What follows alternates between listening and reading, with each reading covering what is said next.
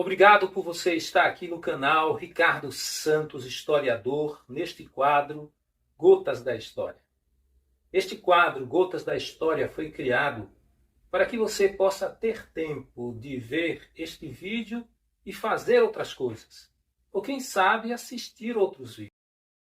Por isso são vídeos curtos falando sobre uma história contada por um historiador. Hoje nós vamos falar sobre o islamismo. Certamente você já ouviu falar no islamismo. Provavelmente ele está associado a sangue, a horror, a sequestros seguidos de mortes e também a homens-bombas.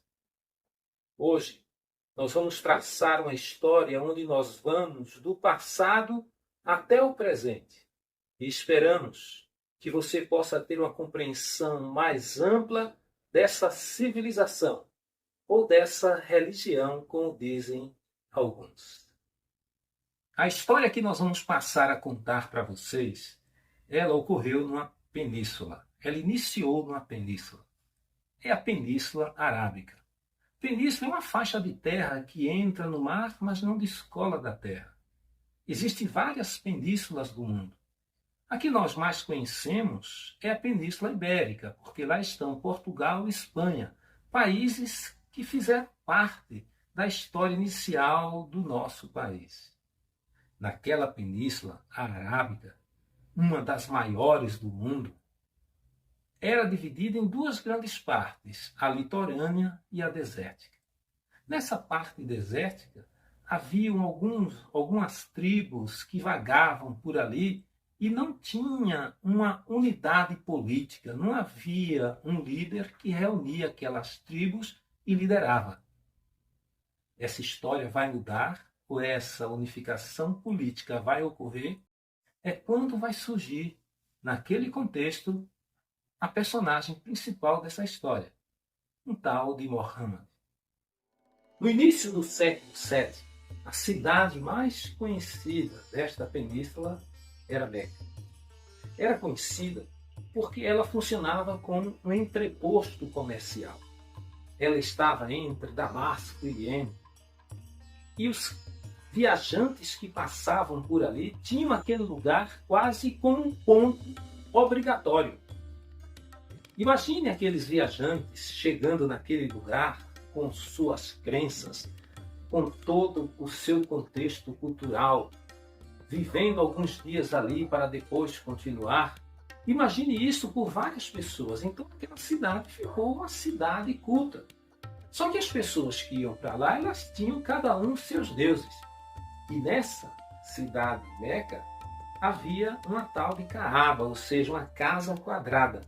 E nessa casa, os viajantes, quando chegavam lá, deixavam seus deuses nessa casa e iam fazer os seus comércios. Aqueles que moravam em Meca, eles aproveitavam para ser guia turístico dessas pessoas, caminhar no deserto e a chegar a vários outros lugares. Então, essa é apenas uma das razões de Meca ser a cidade mais importante no início do século VII, pelo menos ali naquela península. É interessante que a gente coloque aqui para você que Meca, ela vivia muito em função dos deuses. É uma cidade politeísta. Por quê? Se ali havia uma acomodação para os deuses, as pessoas se sentiam mais à vontade para comercializar. Qualquer oposição aos deuses era rejeitada. Maomé era um cidadão de Meca. A sua história não é uma história muito bonita de se contar, mas é uma história de fatos que mostram que prepararam ele para a vida.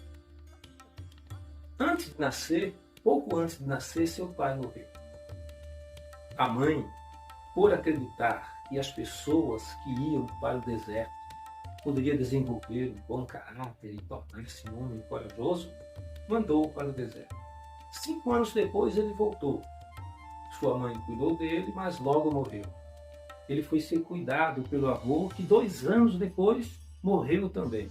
Até que o seu tio assume a educação dele e leva-o para ser comerciante ali no deserto, onde ele vai guiar os vários comerciantes que chegam na região e vai ter contato com muitas pessoas. Entre esses grupos, muitos judeus e muitos cristãos. Diz a tradição que Mohammed viveu como um homem normal até os 40 anos. Casou-se com uma mulher chamada Khadija. Ambos tiveram 6 filhos.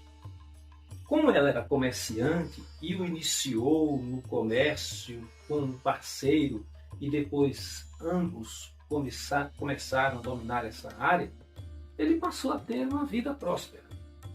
Mas ele era insatisfeito com a vida religiosa que ele vivia ali em Meca. Todos os anos ele costumava ir para uma caverna, meditar.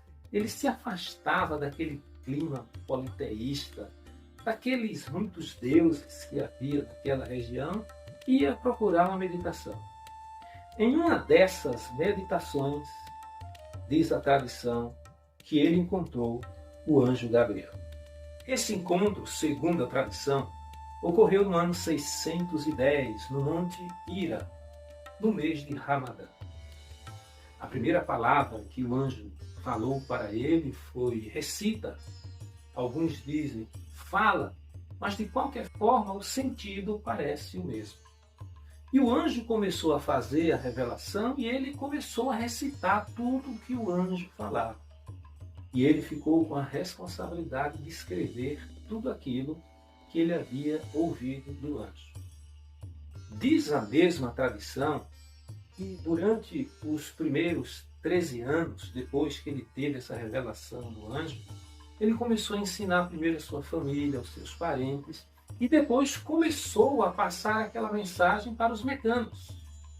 Só que essa mensagem não foi bem aceita, porque imagine, uma cidade comercial que vivia em função do politeísmo, porque as pessoas chegavam de lugares diferentes, deixavam seu Deus na Caaba e ia fazer o comércio. Como agora eles iriam passar a adorar um único Deus? Insatisfeito e porque a cidade não aceitava a sua proposta, ele saiu de Meca e foi para a cidade de Medina. Depois de 13 anos em Meca, de 40 até os 53 anos, depois de viajar 450 quilômetros, ele chega a Medina. Lá ele funda o seu reino, as pessoas aceitam aquela mensagem. Diz a tradição que ele conseguiu fazer um bom relacionamento com vários impérios. E quando eles estavam prosperando, os cidadãos de Medina, ao ver aquilo, foram atacar. Os cidadãos de Meca, ao ver aquele crescimento, foram lá atacar Medina. E então houve uma reação, um contra-ataque. Mas essa não é a única versão. Existe a versão que diz que depois que eles estavam fortalecidos lá em Medina, eles atacaram Meca, tomaram aquela cidade e ali fundaram a sua religião, o seu reino, o seu império que iria ter a expansão. Nós colocamos essas duas versões para você porque elas existem por aí. Eu só não sei se existia naquela época cães latindo, cães rosnando, mas no nosso cenário a gente permitiu isso, para que o contexto pudesse ficar mais palatável para todos. Por fim, chegaram a Meca, tomaram Meca, e alguns símbolos religiosos daquela cidade passaram agora a ser símbolos religiosos daquela nova civilização, daquela nova religião que estava se ampliando, a religião do islamismo. Por exemplo, eles passaram a usar a Caaba como sendo a grande casa. Caaba quer dizer como se fosse quadrado. Era uma casa quadrada onde eles colocavam os vários deuses. E agora aquela Caaba passou a ser a casa do único Deus. Eles também tomaram aquela pedra negra que servia naquela região como objeto sagrado e vai passar a ser objeto sagrado do islamismo. E a nova religião começa a se configurar. E a expansão começa a fazer crescer aquele grande reino, aquela grande religião que estava se transformando em um grande império. Depois da morte de Muhammad, aos 63 anos, várias dinastias assumiram a expansão. A primeira, aquela que teve sucesso durante 10 anos, a dinastia de Omar, conseguiu se expandir. Diz a tradição que essa expansão já não era uma expansão em função da religião, já era uma expansão em função do exército, em função da guerra mesmo, da conquista de novos territórios. Outras dinastias começaram a dividir aquele reino, os Abássidas, os Omídias, e essas dinastias se expandiram desde o norte da África, a Espanha, até chegar à China, Oceano Pacífico. O mundo praticamente parecia que ia ser islâmico. No entanto, no século VII, houve uma guerra que fez com que os islâmicos parassem ali na Europa. Veja bem, no século VII, na Europa, a igreja estava dominando, estabelecendo seu reino. Na África e nessas outras regiões que nós mencionamos aqui, o islamismo estava se expandindo. Então percebam que a história dessas duas regiões do mundo estavam sendo escritas pelas religiões. Eram as religiões que centralizavam o poder e faziam com que os reis pudessem dominar. No ano de 610, se a data estiver correta, não estiver correta, vai aparecer aqui em algum lugar, houve essa batalha, vai continuar. E essa batalha que ocorreu, os islâmicos perderam. Será que isso foi bom? Será que isso foi ruim? Eu deixo para você essa resposta. Mas o fato é que por eles perderem essa batalha, a Europa, dizem os analistas, políticos, historiadores de modo geral, que por causa da perda dessa batalha, a Europa também não foi islâmica, mas foi católica. E aí?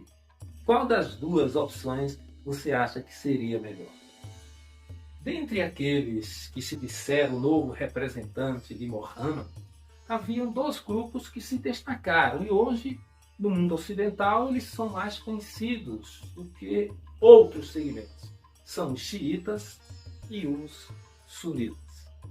Os xiitas eram aqueles, ou são aqueles que dizem que a verdadeira continuidade de Muhammad são aqueles que têm alguma ligação sanguínea, são parentes, e por isso eles devem representar a continuidade.